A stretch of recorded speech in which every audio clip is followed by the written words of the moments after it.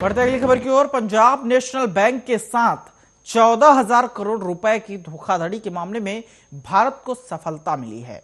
Britain की Westminster magistrate अदालत ने मामले में मुख्य आरोपी भगोड़ा हीरा कारोबारी नीरव मोदी के भारत का आदेश दिया है।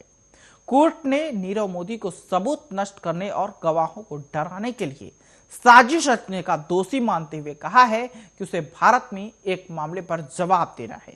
बता दें कि नीरव मोदी को ब्रिटेन की स्कॉटलैंड यार्ड पुलिस ने 13 मार्च 2019 को लंदन से गिरफ्तार किया था।